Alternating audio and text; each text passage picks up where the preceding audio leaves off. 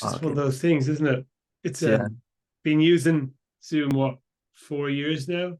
And yet in almost every call there is a problem with the microphone or the speakers 100%. for everyone I know. So, sometimes you feel like, God, I'm such a dumbass. What am I doing wrong? But there's Yeah. clearly a UX problem if this is happening to everyone who Yeah. uses the software.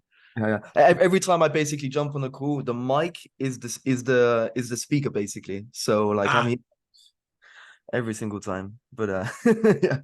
So how good you to doing, meet man? you. Dude, likewise, man, likewise. How Are are you you in doing? the UK?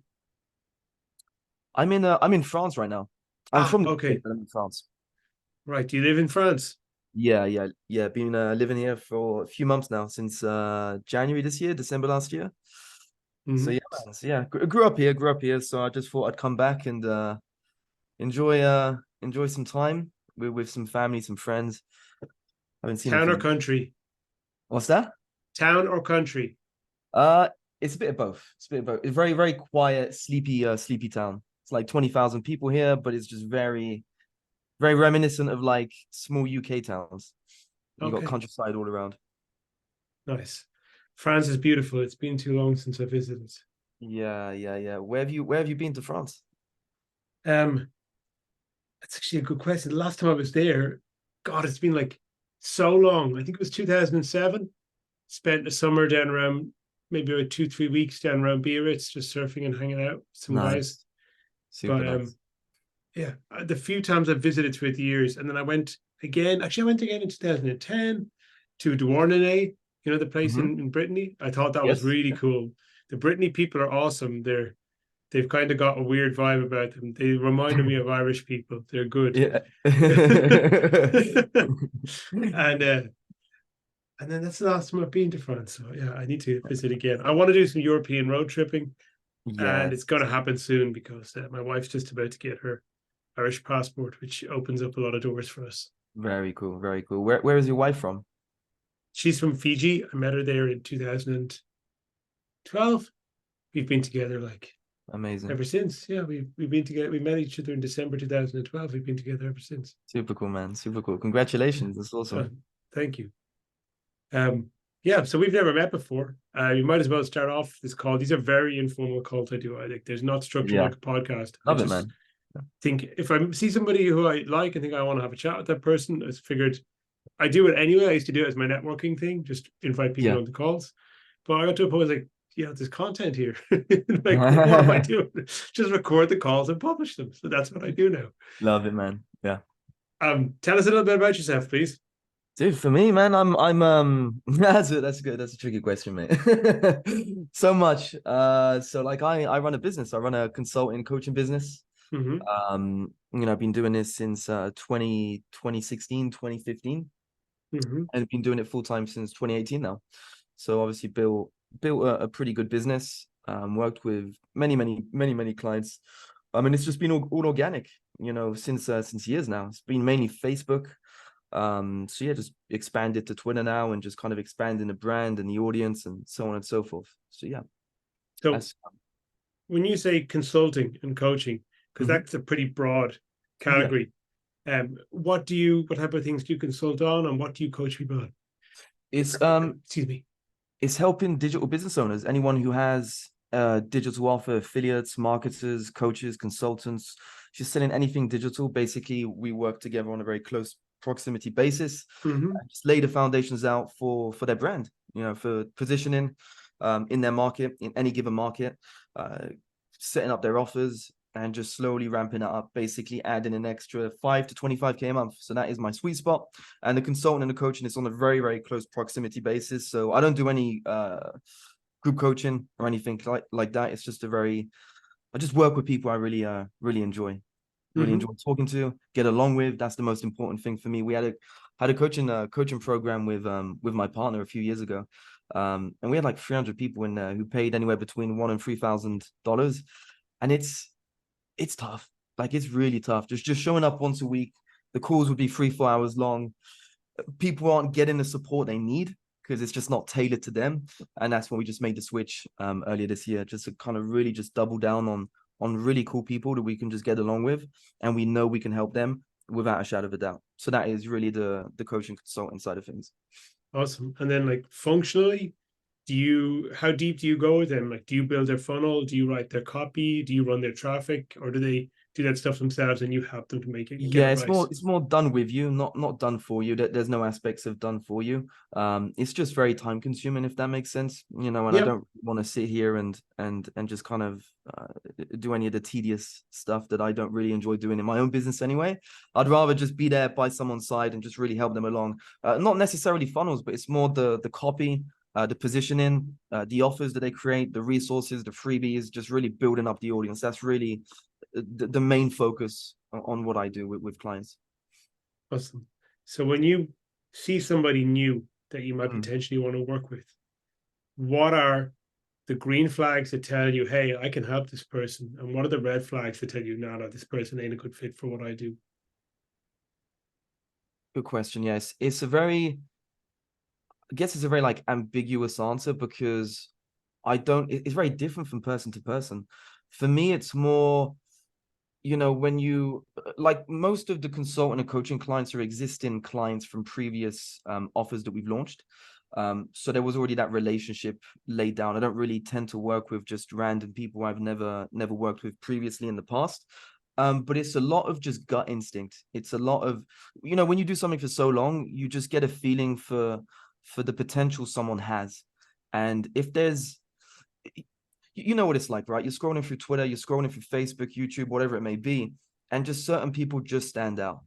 And they just stand out with what they have to say, their offers, their brand, their positioning, but they just need a slight tweak on the right, a slight tweak on the left. And that's when I usually initiate the conversation. So it's really just gut instinct. Obviously, I don't work with I work with people who are just completely newbies on just different sort of offers, more like training programs.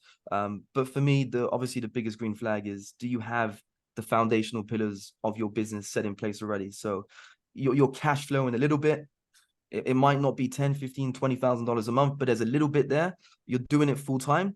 And you're different compared to what most people are doing online. And you just need basically a bit more fuel added to the fire. So that sounds kind of like almost, it's kind of turning attention, sort of monetization, right? It's Mhm. like you're helping people turn that audience into actually Yes, a real business. exactly. Yeah.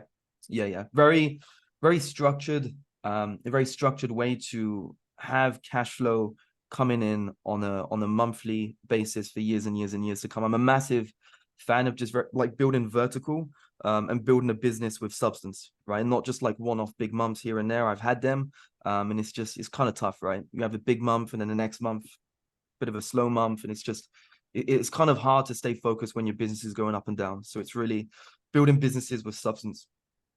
That was kind of big months, small months, kind of more like the affiliate and launch cycle, isn't it? Yeah. People ramp up on a big launch and then suddenly they're like, oh, they're wrecked afterwards because they've sent out 100 emails in the previous Yeah, 4 weeks. exactly. Yeah.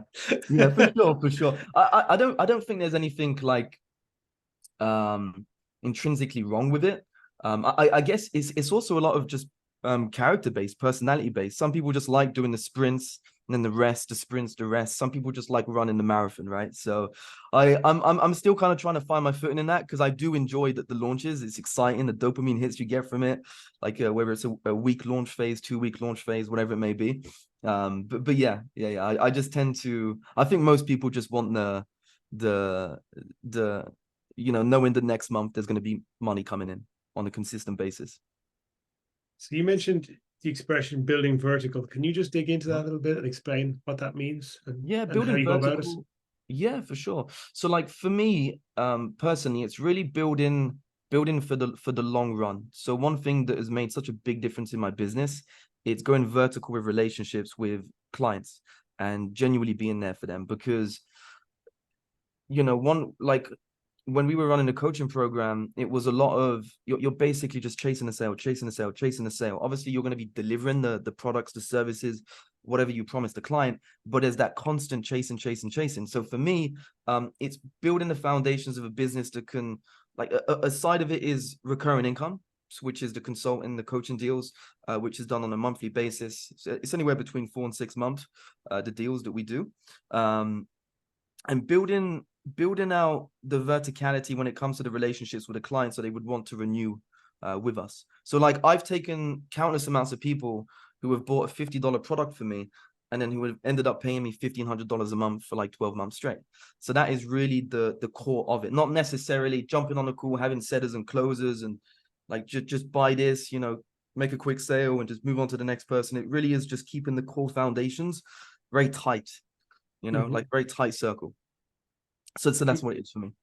What seems to happen, and feel free to disagree if you think otherwise, is that people can become victims of their own success very easily in coaching space. Like they have an offer, it takes off, and then people want it, and they're like, "Oh shit!" Make hay while the sun shines, and suddenly they have like a fulfillment problem. And a lot of marketers will say, "Well, the fulfillment problem is a good problem to have because you can't get anywhere without an offer that sells." Yeah. But I don't necessarily fully agree with that, because you can very quickly go from a situation where you collect a bunch of money Yeah. and then have a bunch of pissed off people walking around talking about how you suck. And then your reputation is trashed and the money doesn't last all that long. Exactly. Yeah. Buyer's remorse is such a big thing in the coaching space. And I'm not gonna name names, but I've obviously throughout the years when you've been doing this for so long, you come across certain people and you come across conversations, and you're just in rooms where you hear certain things from some really big players, people making $500,000, north of $500,000 a month with their coaching business. And on the surface, it looks fantastic. Big house, nice car, nice stripe screenshots of 50K days, but the delivery on the back end for the clients is an absolute mess. None of it is tailored. It is just, you got like 100 200 people on a coaching call, and it's just basically like a training webinar, covering a specific topic, but there's no tailored help for these people, even though they were technically sold on something along those lines. So it really is it's a very ambiguous industry, right? It's a difficult, it's super hard to navigate, really. I mean, fair play to anyone who's managed to scale a company to 6 figures a month in profit and they can run it.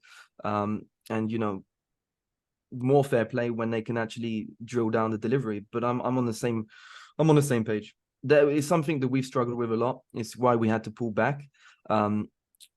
We could just see that if we were continuing at the rate we were before, that there would be delivery issues, and we didn't want to have any clients who have buyer's remorse and kind of spreading the wrong word or anything like that. So it's just like a choice you got to make, really, isn't it, in the business? Yeah. I mean, I recently joined the program, and what I really liked about it was how manifestly clear from the outset that the person who was the core, the founder, was involved in the fulfillment, which is Yes. not always the case. And how they did certain things, like they capped their intake of new clients to 6 clients a month to make sure every client gets Yes. personally onboarded. Stuff like that makes a huge difference, and people feel like, damn, this was a good investment, and I feel really supported here. 100%. It is so important, right? I mean, I find it funny that because obviously it's a personal branding space, right? And when you're sold on, I've been sold on, programs that were 5 figures, and you jump on there hoping that you can talk to the founder, but it's not. You end up getting greeted by half a dozen coaches who are just basically paid by the hour, right? And you don't really see that the founder, you might see the founder here and there, but they're just too busy managing the team and stuff. And fair play. I mean, I guess it's I have a very different view on the business like that. I would rather be there, be present with the clients, rather than just kind of chasing that fat number, So yeah.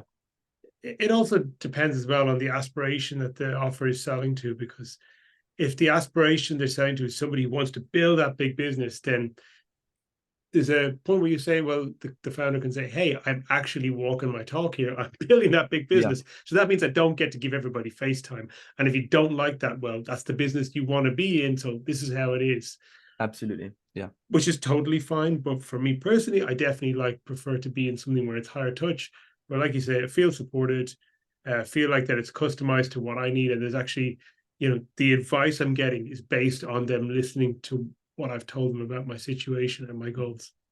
Yes. Yeah. 100%. I mean, I think it's a lot of, I mean, I know business is a business is just processes and systems, right? It's just A, B, C, D, E, but you have that side of things where it's it's going to be fueled by your unique character, and the business you would want to build. And I lean a lot on that, especially this year. I've leaned a lot on that more than anything else. It's kind of diving deep into who I am, and just kind of like leaning into my nature rather than trying to fight it. Like I'm naturally a very introverted person. And we had a fairly big team back in 2021. It was just a fucking mess. It was just such a mess. It was I'd wake up every day just dreading getting on calls, dreading, kind of guiding people, guiding the team, setters, designers, VAs, all of this sort of stuff. And it was made the most money back then, but now I'm making less money, but so much more fulfilled and so much less stressed, if that makes sense. Mm-hmm. Just by leaning into my nature rather than just forcing something because that's the norm in the industry that we're in. You're supposed to go from 10K, 25K, 50K, 100K, hire a team, da da da da da da. But Yeah, I mean, like a big part of why I got into this space was to not have a job anymore. And I yes, just, part of my decision-making process is always that, is like, is this going to end up being a job? yeah, And if it is, I'm like, no, that's a hard no for me. I'm not doing that. You know, I want to give people a good service. I want to enjoy the work. yeah, I do not want to feel like, hey, shit, I've got to like sit here every minute of every day for the next 30 days, and I yeah. can't even, I can't even go out and grab a cup of coffee or go to the gym or something like that. Exactly. Yeah, yeah, totally on the same page. But I guess it's just seasons, right? Like sometimes it can definitely feel like, I wouldn't say like a job, but it's a very different feeling. I don't know how it is for you in your business from like over the last few years, for example. But like for me, I've definitely found myself in situations where um it's not frustration, because at the end of the day, it's something that we built from the ground up, and that just gives such a massive amount of fulfillment. But yeah, I just see it as seasons really. There's going to be times where you're going to have to put in just a tremendous amount of work into your business, and other times where you can just chill out, take a coffee, go to the gym, travel around, and so on and so forth. But yeah. So one thing I do like to ask pretty much everybody is, Mhm. when was the first time you ever typed how to make money online into Google? This was this was end of 2015. End of Okay. 2015. Yeah, yeah, yeah, yeah. I had just got on a job, like my first job. I went to the UK to work for my uncle. So I dropped out of school and I was lucky enough to have him there, and started working. And yeah, pretty much after like my first pay slip, or the second pay slip, I just thought, you know what, I made like £900 this month. I'm like, What was the job? it was a picker in electrical warehouse. So like, you'd get you like the printer would print out like an order, and I'd have to go in there and just kind of run around, walk 15 miles a day, picking Mm-hmm. up a bunch of stuff and sending it off. So that was the job. And after like a good year, I just I just thought, fuck it, I can't do this anymore. And it just got more and more and more, because once you type it online, I think I watched a webinar the first time. I think it was from like Neil Patel or something like that. And it just kind of like just sets off a bunch of stuff, right? And then you can never like, it just opens your mind, and you can never go back to accepting a job, for example, and from there it just evolved. 2015. And I mean, pretty much everyone in the industry kind of came into the industry through a biz op, right? This, like, Yes. you'll meet the occasional person who has some crazy story, like, I'm the son of a preacher man. But usually it is just somebody, they bought a biz op. They're like, oh, okay, this is this weird world of freaks and people Yeah. who actually don't fit into normal life. And I'm one of those people now. Love it. It's so true. It's so true. I mean, I've met the occasional person who had like a corporate background in like consulting, or restructuring companies and stuff. So it's like they have just they have the upper hand, basically. They can just come in here, and they can just kind of mess around and create their own thing. But yeah, I'd say like 95% of people just affiliate marketing or some MLM, network marketing type of opportunity. That's what I jumped into back in the early days. So yeah, it's kind of funny to see. So at this point now, you were talking about Facebook earlier on, but I found out about you from Twitter. So do you want to just talk a little bit about Twitter? What are Yeah. you doing on there? Yeah, for sure. Yeah. So Facebook's always been my bread and butter, but back in 2022, yeah, 2022, was it 2022? My mind's a bit hazy. I think it was last year that I jumped on Twitter. So we had crossed $1 million on Facebook since we started the coaching side of things in 2019. And me and my partner, we made a commitment to stay on Facebook until we had reached 7 figures. As soon as we had crossed that point, I decided to it was just kind of like an achievement that I wanted to achieve and something that I could say. And I just took some time off and I just jumped onto Twitter in April of 2022. And just from there on, in the beginning, it was just more consuming crypto news, politics, the things going on in the world. And I saw people like Dan Coe, Justin Welsh, and like the content they were posting and the results they were getting. And I thought, wow, this is really, really interesting. Like I'm naturally a better writer than I am someone who's on camera. So I just gave it a shot back then. And basically for me, Twitter is like the engine that is getting me the leads that I can funnel into Facebook, into Ascension, into Low Ticket, into the email list, because it's the reach is pretty insane. And a lot of the aspects on Twitter can just be fully automated. Like on Facebook, like you know the drill on Facebook, the DMs going back and forth. I absolutely love it. It's just super cool because you can meet amazing people. But the fact that I can go on Twitter, I can post a tweet and I can generate 300-400 leads from this one single tweet, and I'm growing my email list by 300-400 people with very, very minimal work, and I'm making money off of the back of that. It's just incredible. So that's what I'm really using Twitter for, not necessarily growing the brand that's just the byproduct basically, but the forefront is really lead generation. Yeah, and I've really just got into Twitter in the past few months and just scratching the surface of how Yeah. powerful it is. But definitely one thing I've noticed is, and I don't think this was true of Twitter even 2 years ago, is that now Twitter is really trying to make an effort to get new people on the platform to get seen, so people come back and keep using it. And Yeah. you start to look at how many profile visits and things that you get in a month if you just tweet twice a day, and they really do push your content and let people see your stuff if you make a consistent effort with it. Yeah, there were studies on this. There were the reach, Twitter, by it literally, I'd say it's like equal to TikTok. And like we both know, and everyone watching this knows, that TikTok is pretty absurd when it comes to the reach.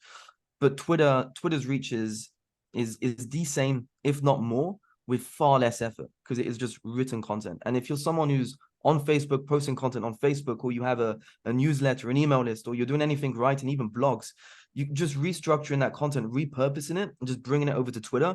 And like you said, just tweeting 2 times a day, you're shocked at the end of the month by how many people have jumped onto your profile, checked out your tweets, and as well, just in general, like with where Elon wants to take Twitter, is pretty absurd. Really, really, really cool to see, and exciting stuff. Yeah, I mean, again, the other thing with Twitter is I think there's a lot more people on there who are like serious about doing stuff, who Yeah, are entrepreneurial. I don't use TikTok other than I've looked at it a few times, and I know people can make a good living on TikTok, but it seems very much more like a consumer platform, yeah, whereas Twitter is like a lot of people who are looking to get stuff done. yeah, definitely. It really does depend in the market that you're in. There's different ways to kind of approach it, but I always thought to myself that TikTok for me is kind of like seed oils for the mind. And that's not throwing shade at anyone I know people close to me who do TikTok. We love seed oils. Exactly. And I've never had TikTok on my phone. I like I see my brother sometimes on TikTok and I look at it and I'm like, dude, like what? Like the attention span is just so minimal.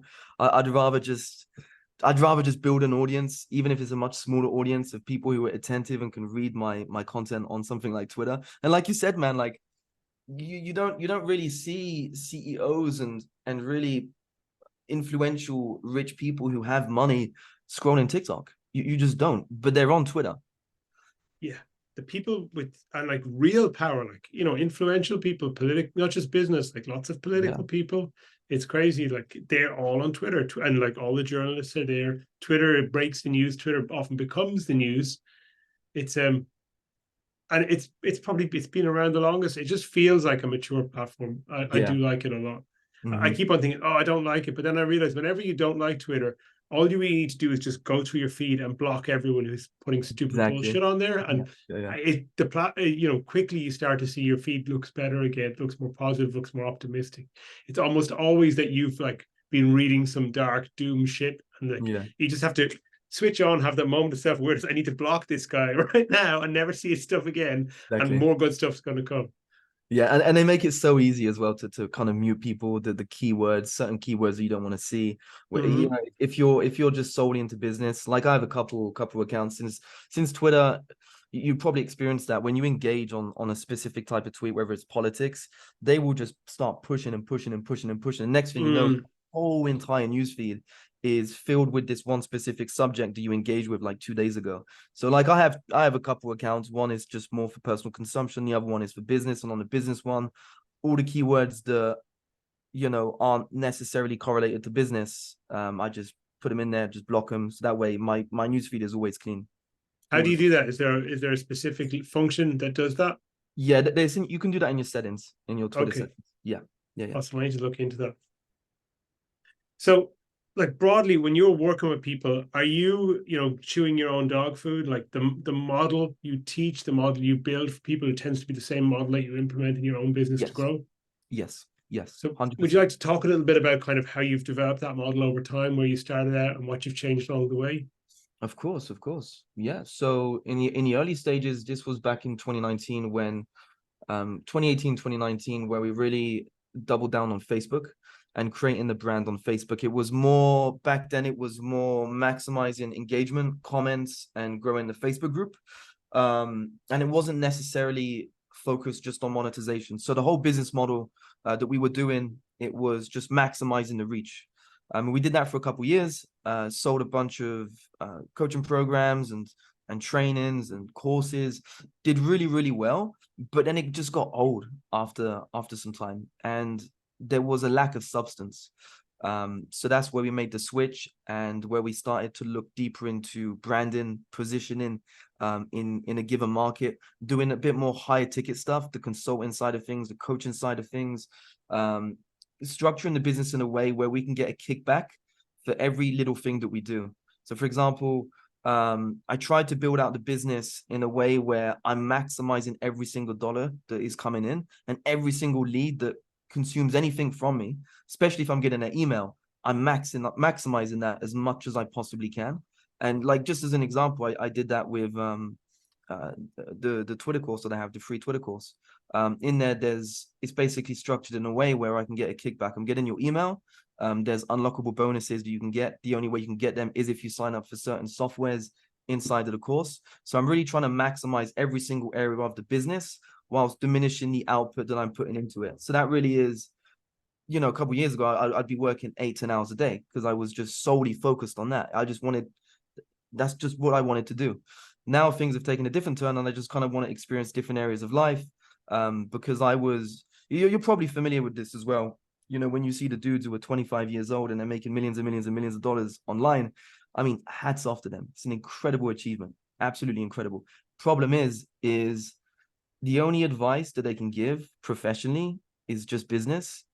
And they like often people suck at life. Introverts and antisocial, lacking a lot of experience in just different areas of life. And yeah, just going off on a tangent, mate. But it was just to basically communicate that now the business is built in a way where I can work minimal hours, grow myself personally, as much as I possibly can, all whilst maximizing the returns from the business in literally every single area, whether that's ascension. So bringing customers who have bought something from me a couple months ago for $50, seeing if I can help them and point them in the right direction, whether that's customized offers, whether that's courses or trainings that we have. That is really how the business is built. And that's what I teach my clients, because I really truly believe that if you want to be in this game for 5 years, 10 years, 15 years, 20 years, even a lifetime, that's really what you want to focus on. Not necessarily the super, super quick wins. They're important, but really building for the longer run. So when it comes to doing that kind of thing where you're thinking, okay, about the journey of the person from somebody who clicks on a tweet to clicking on your profile, signing up for something, getting a free program, potentially driving a bit of affiliate revenue. Where do you start with that? Do you map out the full customer journey from start to finish, or are you working on one section at a time and then iterating your way to a full? It's definitely the latter. It's definitely it could be way more optimized on my end, but I'm very freestyle in how I do things. So it's just kind of having an idea, throwing it out as quickly as possible, because the one thing that I dislike the most about having ideas, it's when you have the idea and when you can start to make it a reality, and there's this gap in between, and it's excruciating, right? Sometimes this gap can be very, very long, and I just want to close that gap as much as I possibly can. So throw something out, see how it performs, see what parts I can iterate, see what parts I can get rid of, and just basically start adding on top of that. And it's really fun. It's really, really fun to kind of do that. I used to be the opposite before, so it was a lot of just sitting down and just planning the whole entire journey, so. And you found that it's more successful for you if you actually start with just ideas, put them out, see what the fish bite on, and then start to iterate off of that. I wouldn't necessarily say more successful. It's more fun. It's more fun, Okay. for sure. It's more fun. I could definitely be making way more money. But it's just it's a strange thing. It's just like really me leaning into my nature, which is just very spontaneous with certain things, and I really enjoy it. I really, really enjoy it. It's just kind of, I'm on edge most of the time, because it's just I it's just you like when you're building a business online, you just like I don't know about you or anyone else watching this, but it's I would get very infuriated. Just I'm sitting here, there's no action, there's no nothing, everything is just systems, and it's just I'm staring at a screen, and I need I need mental stimulation, and I try to stimulate myself as much as I possibly can, and that's something that I enjoy, because sometimes you have an idea, you throw it out and you fuck it up. You're like, shit, I could have avoided this if I would have planned ahead, but now I'm in a position where I got to reiterate and kind of pivot left or right. At the most basic level, how do you validate an idea? Basic level is you got the idea. For example, the Twitter course that I have, launched it a few months ago. 800 people have jumped into it. What I did with this is I recorded the course first. Didn't really need to do that, but it was only a couple hours, and just threw it out onto my Facebook timeline, and that was it. You have an idea, you just throw it out, especially if it's an idea where it's going to lead to consumption by your audience. Throw it out, see the reactions people give you, and if it's overwhelming, then you've got a winner. If it's underwhelming, then maybe you want to pivot. Maybe the headline sucked, the copy sucked. You know how that stuff is, right? You make the most minute changes, it can make the biggest differences. But obviously, as soon as I see like the reactions from people, it's like as soon as it's validated, I just drill it down, drill it down, drill it down. So that really is the most basic thing that I do. I don't really do any massive planning there. It's just throw it out to the audience. And then when it comes to actually improving on it, do you document the process, or are you just like thinking, okay, where's the next leverage point? How can I make this better? Where's the next place I want to put these people? Yeah, there is documentation with this. Yeah, it's a lot of iteration. It's a lot of tweaking the copy, tweaking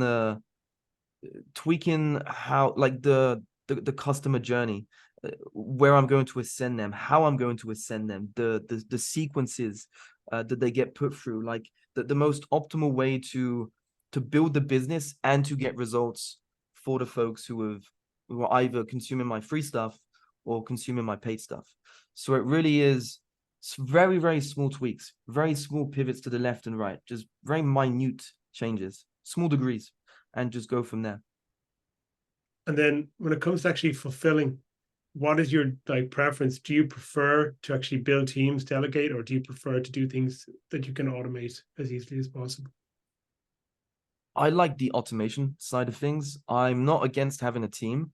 I would like to have a very, very small team. I wouldn't, I don't think I would really feel massively comfortable at this point enough to have, um, people. I had this in 2021, and it was a really big learning experience. I'm more to the automation side of things, where if I can diminish the amount of time spent on activities that aren't necessarily helping customers or helping like my brand, the positioning, building the brand, I would rather just kind of take that away and just really automate a ton of things. That's why I love Twitter so much. It's because the entire process can just be automated, and Mm-hmm. I don't need to have anyone there doing anything for me. But I'm not against having maybe like one VA, two VAs, like a couple people helping here and there. But like the majority of my business is fully automated. It's just I wake up in the morning, I just have like a to-do list, and it's just da da da da da da. You know, very simple. Nice. How did you get yourself to that position? I mean, this stuff is like it's not obvious. Mhm. I think I'm always see people like meet somebody like you who's been doing this a while longer than me, and it's kind of got to a stage where they've got a lot of things automated and they've got a clear kind of set of what needs to be done next. But I don't think that comes natural, and I don't think that gets taught very often in a lot of Yeah, coaching programs.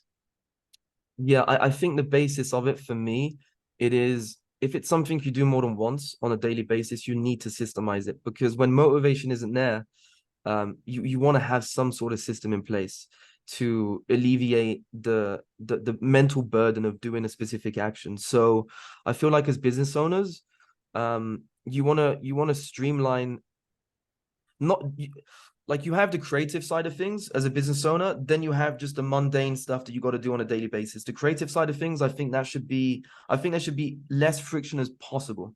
Like, for example, my routine. When I'm in a position where I got to launch something, I have ideas flowing. If I like it's nearly 10 p.m. On my end. So if I jump off this call and I have an idea, I'm not going to bed until that idea is built out or until I've laid the foundations down. That's the creativity side of things. I don't think that can be systemized as easy as the mundane side of things.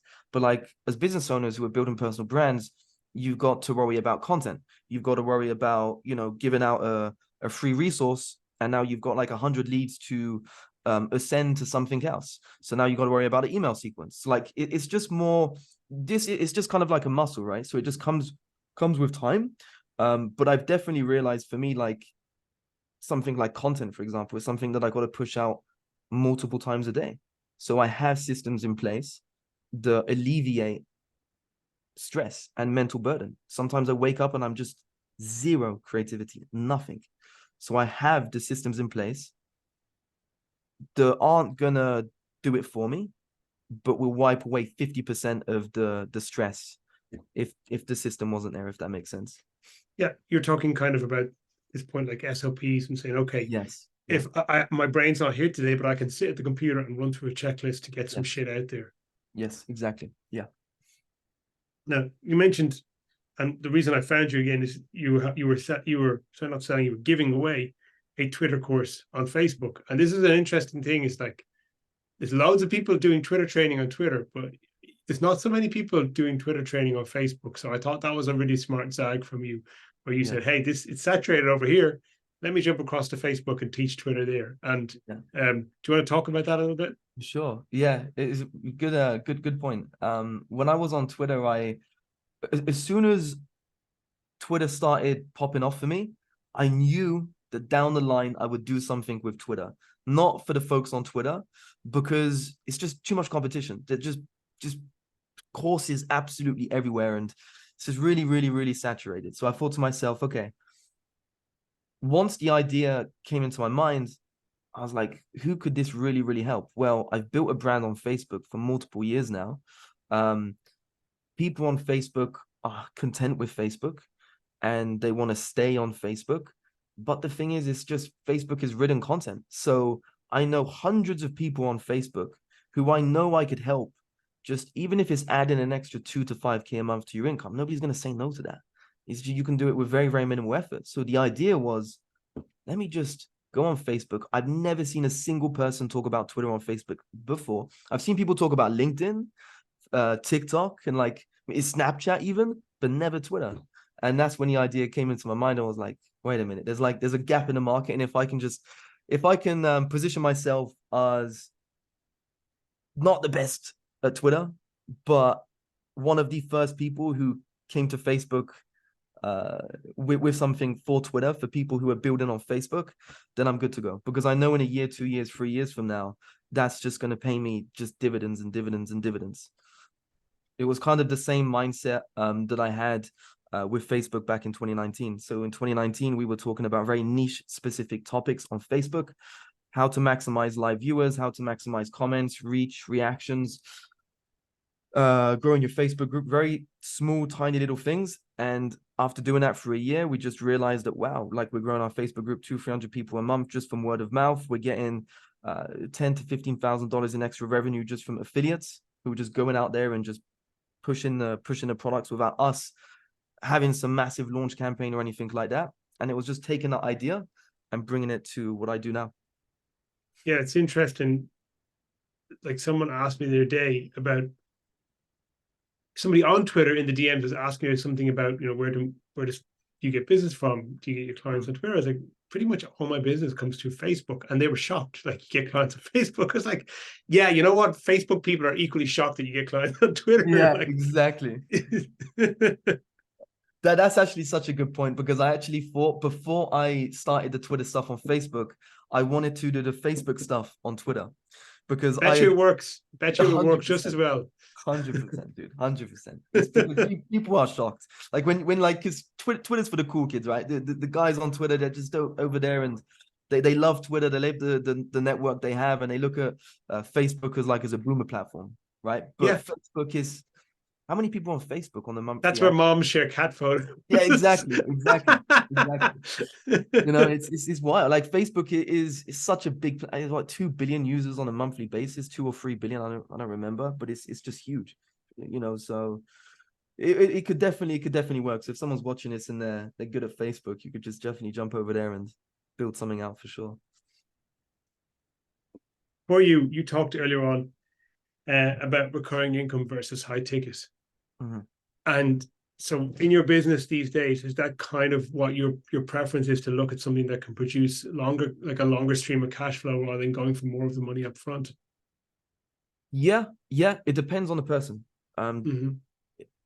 If a deal can happen with the right person, I would 100% rather take the money up front.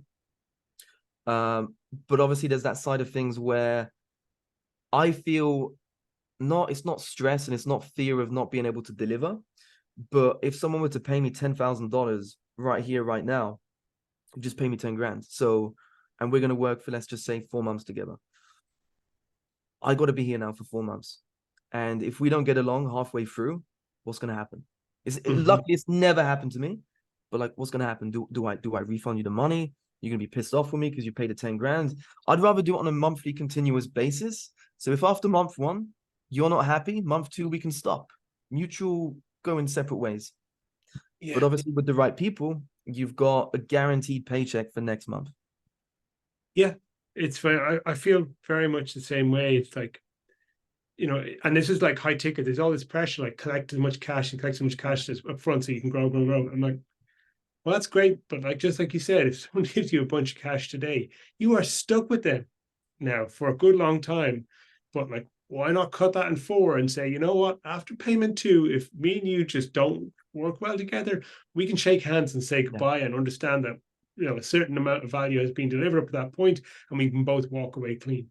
Yeah, absolutely. And it's it's not only a freeing aspect from you as the person doing the delivery, but also on the customer side.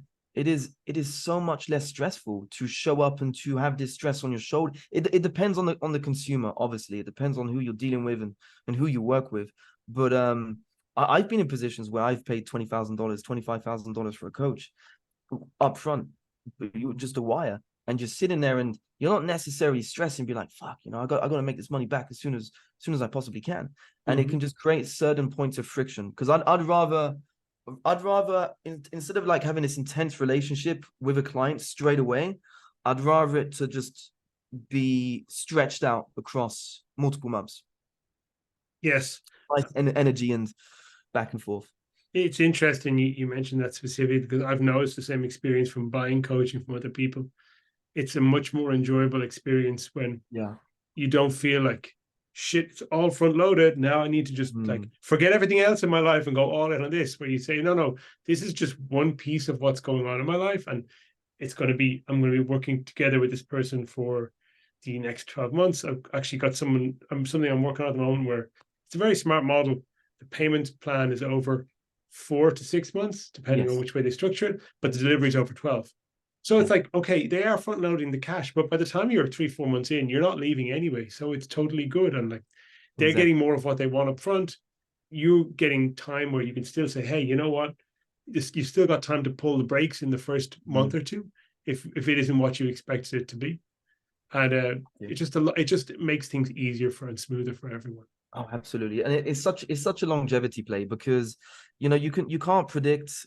Obviously, if you're smart enough and you're doing the right thing for your customers, you shouldn't really run into these sorts of problems. But at the end of the day, sometimes you can just land on the wrong people, and you don't really want to, if I start working with someone and the first month we have 2 or 3 calls, and there's just something off. The first call we had, which might have been a discovery call, maybe just to talk through some details, everything was fine, everything was dandy, they were excited, I'm excited to work with them. But then that spark goes away, and I'm like, I don't know if I can help you, because I don't know if you can help yourself, sort of thing. And I would rather just stop, instead of just taking your money and then 4 months later you're still in the same position you are in today. So Yeah, it definitely goes both ways. I've seen it like where people will start into something, they've paid the money, yeah. but yet they don't show up to actually do the thing. And it's wild to see it. People think, hey, you're gonna, you need to get something back for the time and energy that you put into making the money that you paid. So why aren't you here? Yep. But they don't. And it can backfire. It can backfire, because at the end of the day, people lack accountability. I mean, again, it depends on who you're dealing with specific business owners. But some people can literally pay $10,000, choose not to show up on the call 6 months later, and go and slander that person's name that they paid 10K to, but didn't bother to show up on the calls or do anything with the content. But this lack of accountability, they just kind of throw it away, and obviously the person doing the delivery is suffering for something that they had no control over. So it's like a very fine dance between the two, right? It's I've paid people a lot of money. I remember I paid when Dan Henry had his mastermind, it was 10K. I remember paying it, and wasn't really what I wanted to do. And I just never showed up to any of the calls, didn't really implement anything. But I went through some of the content, and it's just top notch. It's incredible. But I know that a lot of people aren't in that state of mind. I've been in business long enough now to understand what my responsibilities are, and so on and so forth. That's really important. The keys to unlock the garage door, because Yeah, it's on my keyring for the car. Okay. Good man. That's my son, Isaac. Oh, Isaac, how old is he? He is going to be 8 very soon. He's just a few weeks off his 8th birthday. He's great. Okay, thanks, son. Lovely. Yes, for people who have like looked at the space, maybe they're writing copy. I mean, I write a lot of copy for clients, but I am coming to a place where now I need to make something else kind of the core focus. Copy for me is foundational skill. Yep. But copy, and it's brilliant as a foundational skill to be in this industry. Copy as a business itself kind of sucks, because it's mechanical. It's a skilled trade. It's great, but I've been a skilled tradesperson before, and you can only chop so much wood every day before you're just like you're sick of chopping wood.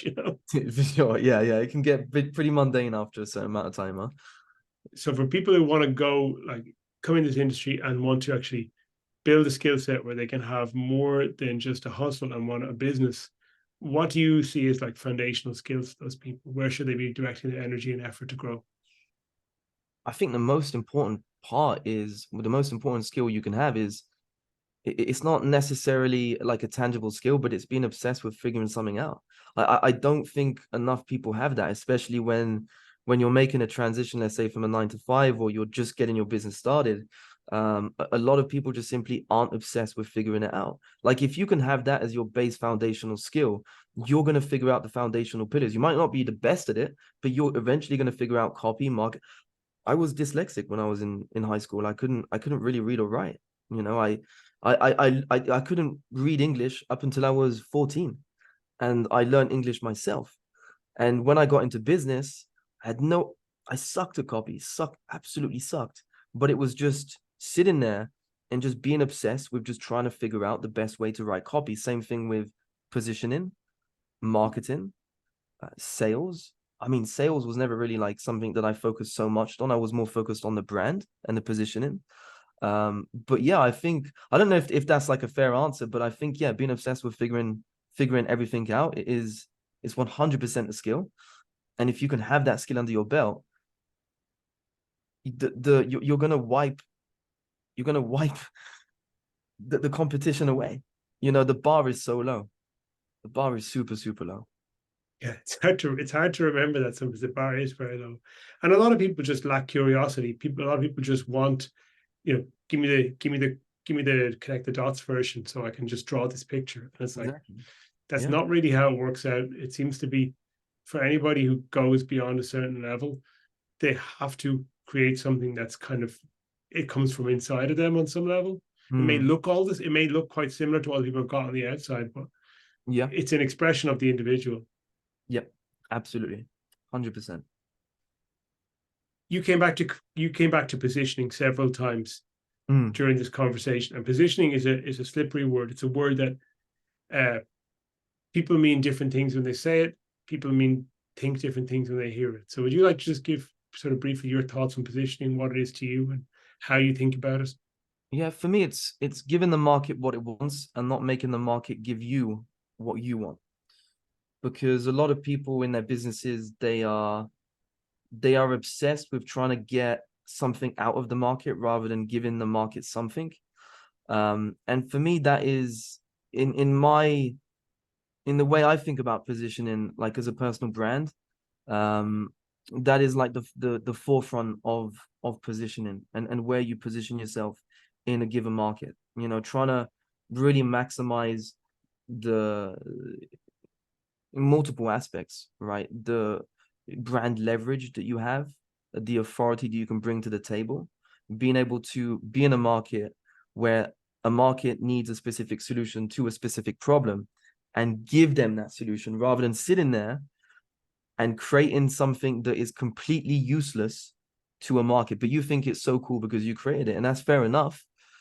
But you're basically, it just creates a lot of friction, if that makes sense. You know, so it's just being able to analyze a specific market, see what specific types of people want in that market, and being able to create a specific solution for their problems. And if you can do that, no, you're good to go, because the positioning does itself with time once you've gone to that point. When it comes to actually looking at markets and choosing a market, do you have one market you come back to again and again, or do you find that there's different markets for different offers you want to put out? And then with the people you work with, how do you go about the process of assessing where is a good market? Where could we actually, build something? People are going to, there's going to be where there's opportunity here. I think for me, it's a very, it's, do I find affinity with a specific market? And for me, it's not, I never, I know this is going to change with time and as time goes on, but I never had like one specific type of market that I focused on. It was very broad, if that makes sense. And just being able to find affinity with certain types of people, that was more my market. It wasn't necessarily, are you a coach? Are you a male coach, a female coach? Because like at the end of the day, like it's the equivalent of like choosing a niche or a niche. that at the end of the day makes you a commodity. You're going to be bought and sold, bought and sold, bought and sold. But if you can choose, let's say, like an obsession, you put yourself in a specific market, in a specific business. There's so many aspects inside of a business. You're probably going to find something that you can have some sort of obsession with. If you can find that, make that your thing, make that your niche, make that your market. Make that a specific differentiating factor about you and your brand. So that's kind of the way I kind of navigate that side of things. You mentioned about if you get attached to one particular niche, you end up being commoditized. And I've heard James Kemp as well speak about this recently. And frankly, I don't quite understand what this means. So could you maybe just dig into that a little bit and explain a little more? Yeah, for sure. What you'll see, like with a lot of beginners, is they will label themselves as, affiliates, coaches, course creators, whatever specific niche they decide to choose and to target. And a lot of people, especially in the early stages of building a business, a lot of people will look at their niche and they write down like a specific demographic, women under the age of 45 who are coaches who want to leave corporate America or something. The problem with that is you are limiting yourself at such a point where it creates so much friction inside of your business. Because at the end of the day, when it comes to a niche, the reason why you can be bought and sold is because there's only so many niches, and so many niches are just overly saturated. Hundreds of thousands of people flood into the market every single month, millions of people every single year. And there's only a certain amount of niches you can choose. It's not like in the business that we're in, it's not like there's 100 different niches. There's only like a certain subset of niches. So just labeling yourself, with a specific niche, I believe is going to create a lot of friction in your business, rather than just like, instead of doing that, kind of flip it on its head and try to figure out something that you're obsessed with, because I feel like that's where, not necessarily innovation. I'm not talking about, innovators, they come and go and they're very rare, especially in our sort of industries. But even if you can just innovate very small aspects of your business and how you approach certain things, I feel like that just gives you such a better advantage, rather than just labeling yourself as, I help coaches do X, Y, Z. I think it's important to understand who you help and how you can help them, obviously, but not making that the forefront of your business, of your brand, and so on and so forth. I think that's a big mistake a lot of newbies make in the early stages. So the forefront is really actually the problem itself, and how and your specific methodology for solving it. Yeah, because and then that can apply to a whole wide range of different types of people. Absolutely. Yeah, because once you have a specific problem with a specific solution that you have, once you start obsessing over it, once you start working on it a lot, it's going to start to evolve into something unique. It might not be entirely unique, because it's really hard to create something unique in our industry, because everyone feeds off of everyone else, basically. But if you can get to a point where you can have a unique angle on something, like I did with Facebook and Twitter, you're good to go. Like you're going to make some noise, and that's really what you want to do. Yeah, it's actually, as you're talking there, I'm just thinking about sort of Sam Ovens as an example of that, like incredibly successful at what he did. But what he did was spawn a whole bunch of people who looked, walked, and talked like him. He created his own competition. And then how did he outmaneuver that? Well, he has now built this SaaS product that kind of serves that market. And he's stepped away from being a market participant in that space to being somebody who actually sells a solution that a lot of people in that space want and need. Such a good example. Yeah. It's interesting. I feel like a lot of people just kind of lack the initiative to kind of go off on their own road. It's kind of like the whole Andrew Tate phenomenon. And now you've got loads of just young dudes who smoke cigars and just is fucking ridiculous, Like I actually scroll when I scroll on Facebook, like especially Twitter, it's just obnoxious amounts of just 22-year-olds smoking cigars, and it's just very strange to see. And it's just, yeah, it just kind of, it's just like a carbon copy, basically, you know, of just someone else. Yeah, You know? it is crazy that he has almost single-handedly created that aesthetic of the dude smoking the cigar. I mean, Yeah, because that used to be an old man thing, right? And now it's a yeah, fashionable young guy thing. It's crazy. it's crazy, crazy stuff. He used to be all like boring old granddad bullshit, and Yeah. now it's like the coolest thing you can possibly do if you're 22 years old. Unbelievable, unbelievable. Yeah. This is awesome. So we've come up on an hour, and this has been a really great conversation, Josh. I really appreciate you coming on here. How do people Thank find you? On Facebook, really on Facebook is really where I'm at. Also on Twitter, just Josh Cousins. I'll pop up. You can find me.